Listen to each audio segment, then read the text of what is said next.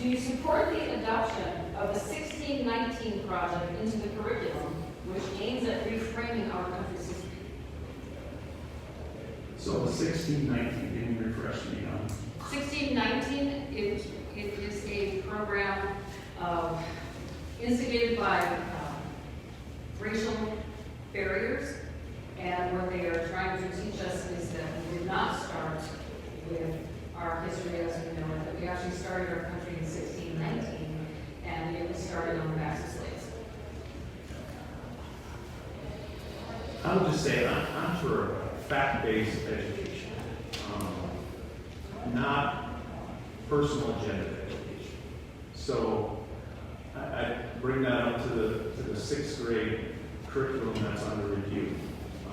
Yes, if you enter your personal views into teachings, that shouldn't be. So I feel the same on, we got to tell the American history story on fact-based education and history, and really that's all I have to say on that subject.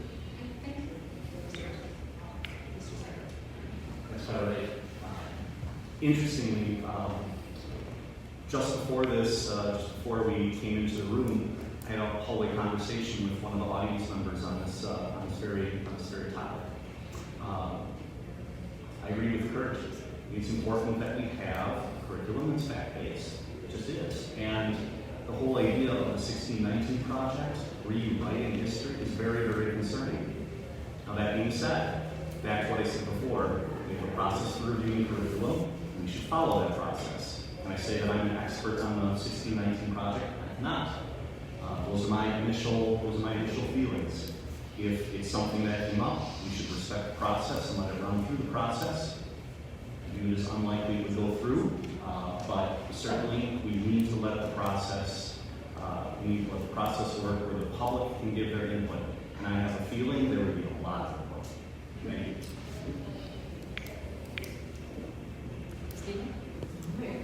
Well, I would be opposed to implementing the 1619 project, especially if we're going to rewrite history as the question was stated, because I too am one that is very strong on fact-based, content-rich, and balanced education. If we start rewriting history and adding things, what are we going to be eliminating for one thing too? So I also, going back to, since we're talking about curriculum, I wanted to let you know that the teachers did not choose the social studies curriculum. They actually chose something that had more content to it, and from what we could tell, it wasn't part of the public review, so I didn't get to read that from cover to cover like I did the other resource. But regardless, what the administration said was the method of learning is what is more important than the content, because this one particular resource that is lacking content and appears to be unbalanced, it fits exactly with the new method of learning that was approved last year by the school board. And so the administration said, well, don't worry, there will be supplements that will go with that. Well, if we're going to open up the curriculum for review, then the supplements should be there too, so that we can see everything. The parents should know what, if they want to know what their children are learning, they have the right to know what their children are learning. The public, the taxpayers have a right to know what our future leaders are going to be learning, our future voters are going to be learning.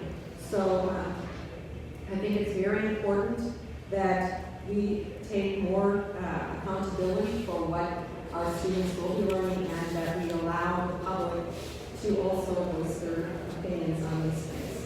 Thank you. Excellent. Thank you. Joe, we're going to start with you again for question number 3. Facilities have always seemed to be a topic with the district.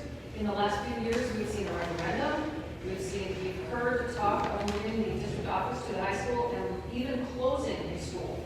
With declining enrollment, what does the future of the facilities look like now?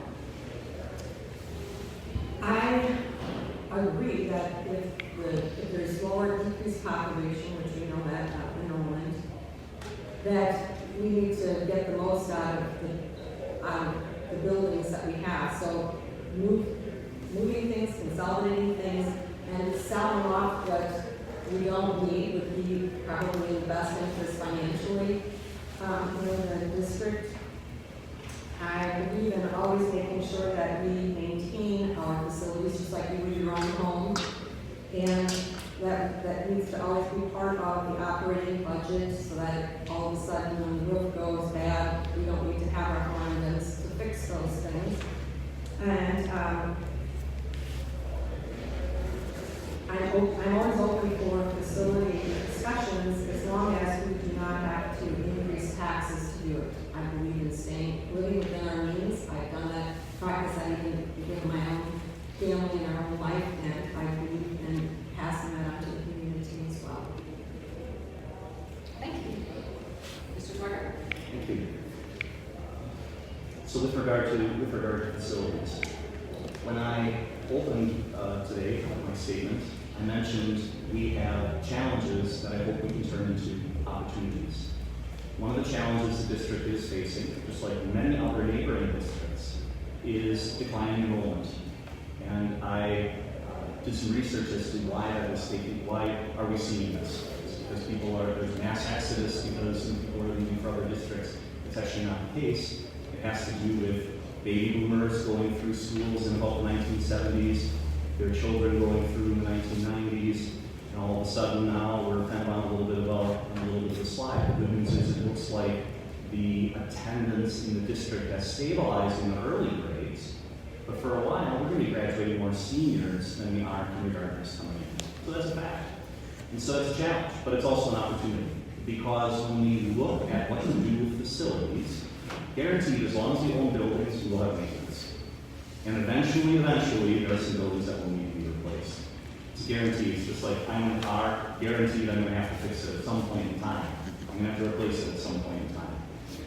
However, if we have declining enrollment, can we look at consolidating schools? Can we look at better ways to use office space? Can we combine? So the benefit that we have, as compared to when we went to referendum earlier, is with passage of time, we know more. Now that we know more, we've got a plan based on what we know. And so we are not going to jump into a facilities decision without a well-founded plan. But I really think this is the challenge that we can turn into an opportunity for the district. Mr. Rickles? Love talking about facilities. I brought my West Bend School District by a task force that presented some great ideas. I agree with a lot of these ideas in here. So we had an independent group looking at ideas. Dave Ross, our facilities director, if anybody has toured our facilities, we have some challenges at that. So with our facilities, we have declining enrollment, as was mentioned, but I think the decline in enrollment, if the projections we talked about in the last school board meeting are correct, we have 500 students in K-12 on 12th grade.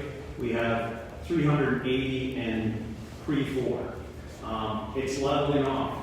380 in pre-kindergarten. In kindergarten, we have 378. So we're seeing a little uptick in our K-4. So what we're going to have to do is look at facilities and see where we need to consolidate, what's best in the future. We're well positioned. Why I say that, we have 29 million in debt, and one might think 29 million in debt is a lot, but compare us to a comparable school district like Verona with 171 million in debt, or Oak Creek Franklin with 154 million in debt. Even Slinger, our neighbor, has higher debt. Past boards have done a great job of being fiscal stewards. We might have all our referendum debt paid off by 2028. Worst case, best case, it could be 2026 when we reschedule our kind of interest payments. So that being said, we're in a good position financially to be able to do something about our facilities, but we're going to be prudent. It's not going to be on the back of the taxpayer. I'm not in favor of a tax increase to help out our facilities. And if I have 10 more seconds, there's a $6 million lighting job that could be done at the high school. Right now, we still don't have the latest and greatest LED lights, which will save us money.